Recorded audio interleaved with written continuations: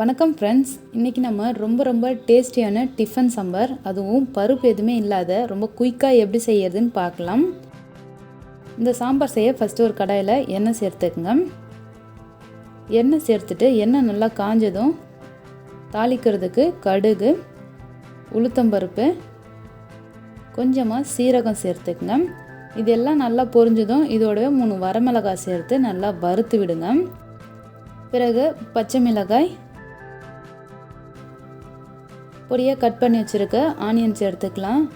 நான் ஒரு medium size onion cut பண்ணி சேர்த்துருக்கேன். இதை சேர்த்துட்டு நல்லா ஆனியனை வதக்கி விடுங்க. இது செய்கிறது ரொம்பவே சிம்பிளுங்க. ரொம்ப குயிக்காக செஞ்சிடலாம். அவசரமாக நீங்கள் ஏதாவது டிஃபன் சாம்பார் பண்ணணும்னா அப்போ நீங்கள் இதை செஞ்சிடலாம். இது கூடவே கருவேப்பிலையும் கொஞ்சம் சேர்த்து நம்ம வதக்கிடலாம். ஆனியன் ஓரளவுக்கு வதங்கினா போதும். இந்த அளவுக்கு ஆனியன் வதங்கிடுச்சு. இப்போ இதோட நம்ம கட் பண்ணி வச்சுருக்க தக்காளி சேர்த்துக்கலாம். நான் ஒரு பெரிய சைஸ் தக்காளி பொடியாக கட் பண்ணி வச்சுருக்கேன். இதை சேர்த்து இதை நல்லா வதக்கிக்கிறேன்.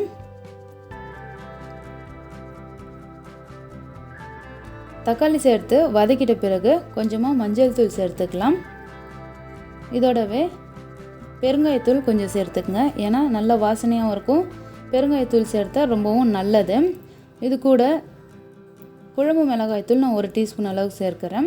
தேவையான அளவுக்கு உப்பும் சேர்த்து இதை நல்லா கலந்து விடுங்க. இதை நல்லா மிக்ஸ் பண்ணிவிட்டு நம்ம குழம்புக்கு தேவையான அளவு தண்ணி சேர்த்துக்கலாம். எந்த அளவுக்கு உங்களுக்கு சாம்பார் தேவையோ அந்த அளவுக்கு தண்ணி சேர்த்துட்டு இதை நல்லா கலந்து விடுங்க. இதை நல்லா கலந்துட்டு இதை மூடி போட்டு ஒரு 5 மினிட்ஸ் கொதிக்க வைங்க.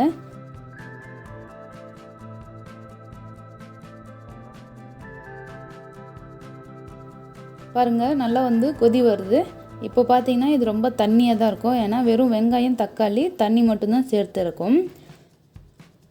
இதோட இப்போ நான் கடலை மாவு கரைச்சி வச்சுருக்கேன். நான் ஒரு 1.5 டேபிள் ஸ்பூன் அளவுக்கு கடலை மாவு தண்ணியில் சேர்த்து கரைச்சி வச்சுருக்கேன்.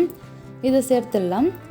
நம்ம பருப்பு சேர்க்கல இல்லையா, ஸோ அதனால் இது சேர்த்திங்கன்னா நல்லா திக்காக நமக்கு சாம்பார் கிடைக்கும். உங்களுக்கு எந்த அளவுக்கு திக்னஸ் வேணுமோ அந்த அளவுக்கு இந்த மாவு சேர்த்துக்குங்க. சேர்த்துட்டு மூடி போட்டு இதை ஒரு 2 நிமிஷம் கொதிக்க வச்சா போதும், ரெடி ஆகிடும். இப்போ பாருங்கள், ரொம்பவே சூப்பராக நம்ம டிஃபன் சாம்பார் ரெடி ஆகிடுச்சு. இதில் பார்த்தீங்கன்னா தேவைப்பட்டதுன்னா புளி சேர்த்துக்குங்க. நம்ம தக்காளி பழம் சேர்த்துருக்கோம், அதுவே நல்லா புளிப்பாக இருக்கும். நீங்கள் டேஸ்ட்டு பார்த்துட்டு புளிப்பு சுவை கம்மியாக இருந்ததுன்னா லைட்டாக புளி கொஞ்சம் சேர்த்து கரைச்சி கொதிக்க வைங்க. அப்படி இல்லைன்னா வேண்டாம். இப்போ இது நல்லா ரெடி ஆகிடுச்சு. இதோட ஃபைனலாக கொத்தமல்லி இலை தூவி நம்ம இறக்கிடலாம். அவ்வளோதான். ரொம்பவே சூப்பரான இந்த சாம்பார் இட்லி தோசைக்கெலாம் ரொம்ப அருமையாக இருக்கும். கண்டிப்பாக நீங்கள் ட்ரை பண்ணி பார்த்துட்டு எப்படி இதுன்னு உங்கள் ஃபீட்பேக் எனக்கு கமெண்ட் பண்ணுங்கள். இந்த வீடியோ பிடிச்சிருந்ததுன்னா லைக் பண்ணுங்கள், ஷேர் பண்ணுங்கள். மறக்காமல் நம்ம சேனலை சப்ஸ்கிரைப் பண்ணலாம், சப்ஸ்கிரைப் பண்ணிக்கோங்க. தேங்க்யூ ஃபார் வாட்சிங்.